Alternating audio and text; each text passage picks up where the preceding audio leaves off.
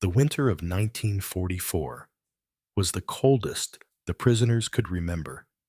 Snow covered the wire fences of Auschwitz, and the wind carried a silence that made every sound inside the camp echo louder than it should.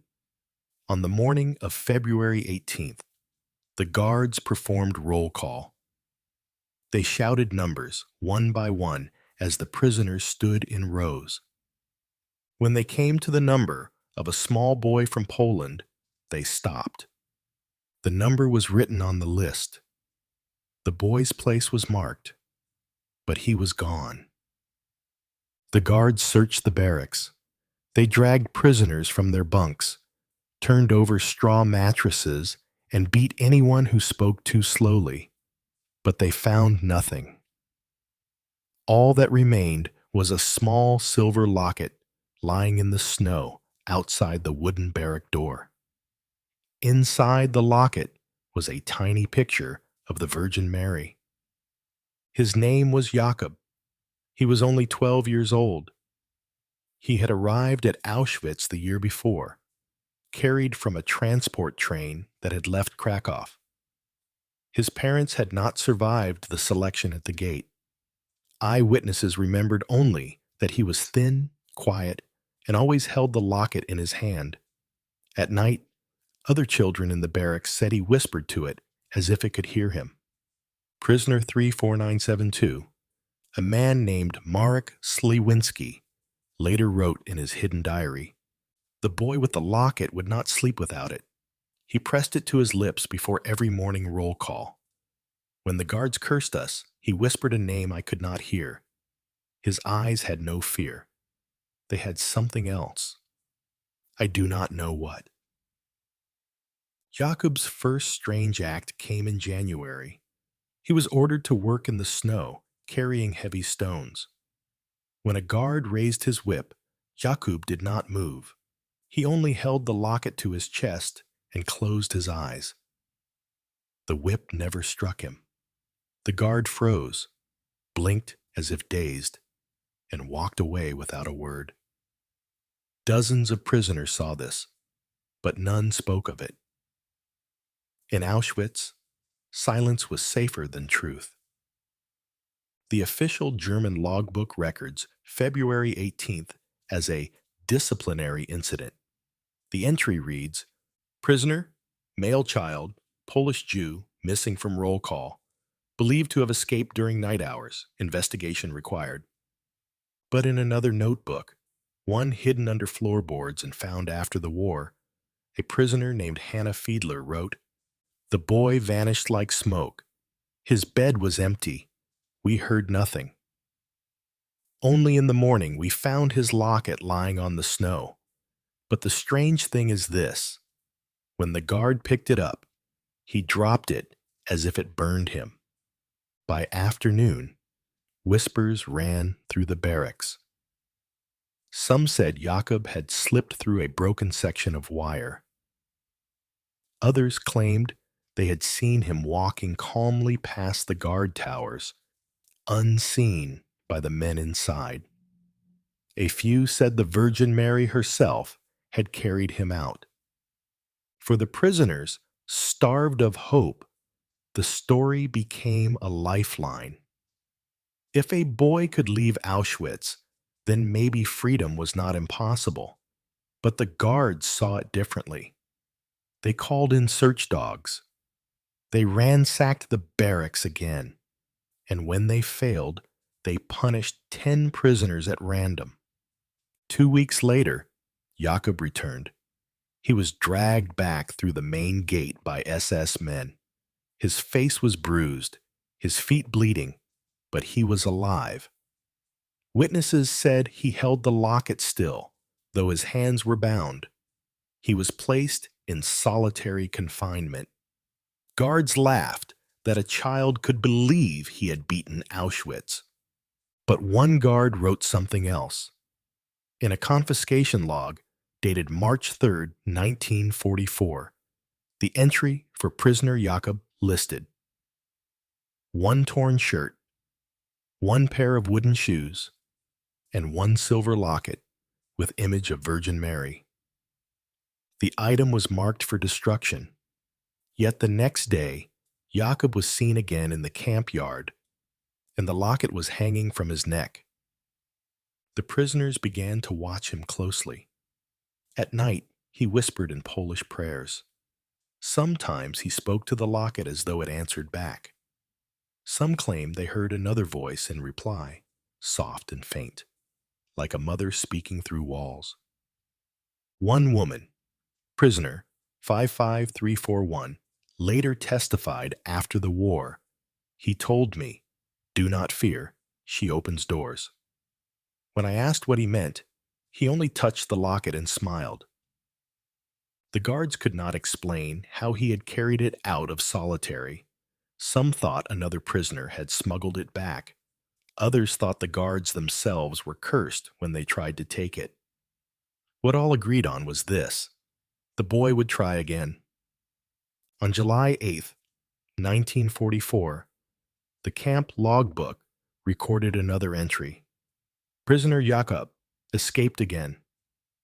Circumstances unknown.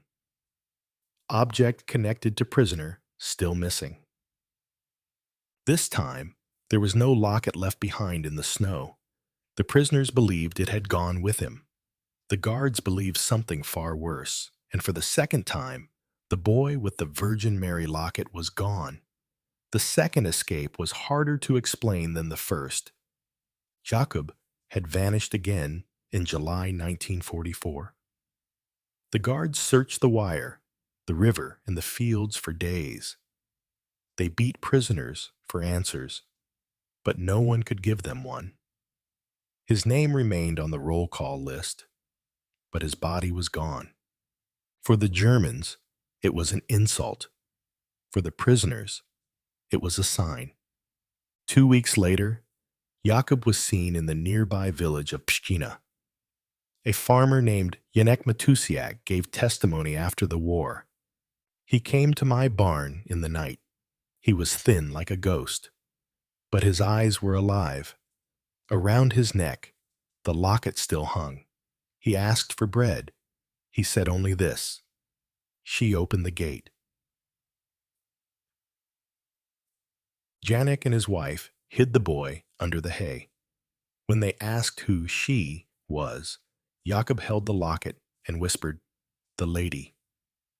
Other villagers saw him too. A woman named Karolina Zielinska later told investigators, "He showed me the silver locket. He said she walked with him, and the guards did not see.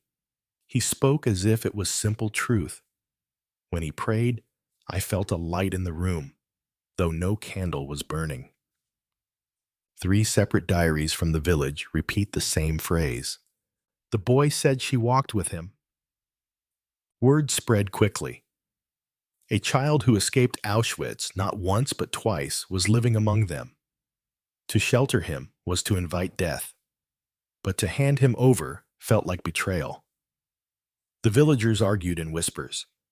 Some said he was chosen. Some said he was cursed. At night, he prayed in the church barn, kneeling before a wooden cross. The priest of the village, Father Adam Kowalski, described it in his later notes. When the boy prayed, he held the locket to the cross. I thought I saw the wood bend toward him, as if listening. By late July, rumors had reached the SS. A secret report, declassified in 1967, lists Jakob by prisoner number and name. It calls him a special case and potential symbol of resistance. The report includes one chilling line: "The child carries an object that creates unrest. It must be destroyed." That object was the Virgin Mary locket. But despite searches, the locket was never taken from him. On August 2nd, 1944, German trucks surrounded the village. Soldiers stormed the barns and houses. Prisoners hiding in attics were dragged out. Villagers were shot in the streets. In the chaos, Jakob was seen one last time. Survivors said he was standing in the church doorway, holding the locket high. A woman named Elżbieta Kurek testified. The soldiers fired, but the boy was not hit. He ran into the night, and there were shadows around him, moving fast, like people, but not people. Another villager claimed lights appeared above the trees, glowing white in the dark. Some said it was flares. Others swore it was something else. When the raid ended, 20 villagers were dead. The boy was gone. The Germans searched every house. They burned barns. They dug through wells, but Jakob was not found. In a German log dated August 4th, one line stands out. Prisoner Jakob escaped again. Object still missing. Status unresolved. For the SS, it was humiliation. For the villagers, it became legend. In the weeks that followed, survivors said Jakob appeared in dreams. He would stand at the edge of their fields, holding the locket, and whisper words of comfort. One villager swore she heard him speak in the night, "Do not fear, the lady walks with you." But he never returned to the camp, and he was never officially captured again. The boy with the Virgin Mary locket had escaped Auschwitz twice, and now he had vanished into history. After the raid in August 1944, Jakob's trail became harder to follow. The Germans never found his body. No official record states his death. His number stayed in the camp registry, but with no clear date beside it. Some lists marked him as dead in August 1944. Others in January 1945. 2 death dates for one boy. When the war ended, the Red Cross searched for missing children. In 1946, a report in Krakow listed a child named Jakob, age 13, who had once carried a silver locket. The entry was crossed out in red ink. A second record appeared in Vienna months later. Again, the note mentioned a boy with a Virgin Mary locket. This one said only, "Child disappeared before transfer." Neither file was ever closed. In 1946, Father Adam Kowalski, the same priest who had sheltered Jakob, wrote a final letter to his bishop. In it, he claimed, "One evening, a boy entered the church. He placed a small silver locket on the altar and left without speaking. I followed him into the street, but he was gone. I swear by my life it was the same child.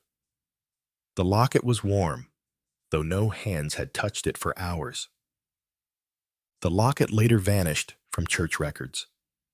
Decades later, researchers studying refugee camps found photographs that stirred questions. In an image from 1948, a boy stood among orphans in Berlin. His face looked strikingly like Jakob's, though he should have been 16 by then. He looked no older than 12.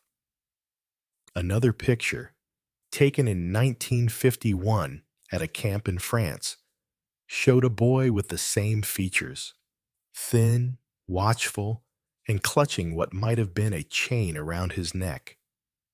The photos were never proven, but survivors who saw them swore they knew the boy. In the 1970s, a historian named Elżbieta Nowak began collecting testimony. She spoke with camp survivors who all remembered Jakob. She found diary entries that mentioned the same detail. The boy with the Virgin Mary locket smiled when he prayed. Elżbieta published her findings in a small book. In it, she wrote, "We may never know if Jakob truly escaped twice, but the hope he gave others is real. His story became a shield against despair." Even today, historians divide into two camps. Some believe Jacob was real, a child who managed the impossible. To them, the locket was simply faith, and faith can sometimes move men more than weapons. Others argue he was a myth, created by prisoners to survive. A story of a boy who walked out of hell twice, carrying a light no darkness could break. What is certain is this: more than one witness saw him, more than one diary recorded his name, and more than one registry carried his number. Jakub's story was never finished. Perhaps he died in the fields near Auschwitz. Perhaps he lived hidden in the ruins of Europe. Or perhaps his story was never meant to be solved, only carried forward, like the image inside that silver locket. This has been a fictional story, told in the style of forgotten archives and lost testimonies. If you want to hear more stories like this one, subscribe to our channel and tap the bell.